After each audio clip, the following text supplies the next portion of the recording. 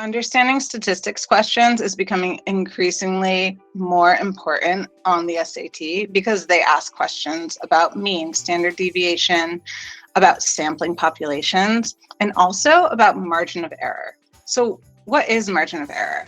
Well, think about this. If I go and I survey your school with 100 students there, and I come back with some information, and you go and you survey your school when you survey 500 students, whose data is going to be more accurate, assuming we both use the same sampling techniques and they were random samples? Well, yours is, right?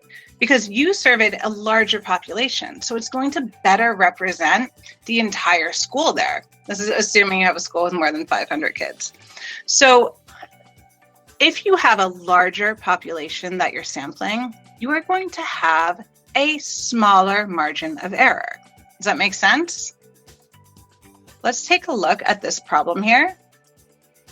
And we have a biologist, and they are selecting a sample of adult female Carner blue butterflies at random from a local population. So they find the mean forewing length of the butterflies is 1.5, and the margin of error is 1 centimeter. Well, just as it is, what that means is that they would expect the mean forewing length to be between 0.5 and 2.5, because we take the mean, which is 1.5, and you add and subtract the margin of error to find your more probable ranges. Now, the biologist wants to have an estimate that has a smaller margin of error. So they want to be more accurate. So what do we just say? Smaller margin of error simply means a larger population that you have to sample.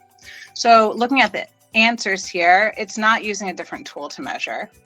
Measuring the butterflies at 2 different times of day. Again, that's not going to give us a smaller margin of error. That's just giving us a different variable that we're looking at 2 different times of day, which, assuming that not much changes, they're going to be around the same lengths.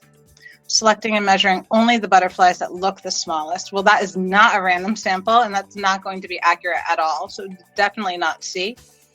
Selecting and measuring a larger random sample. Well, that's our answer, right? If we want a smaller margin of error, we need a larger sample population. D.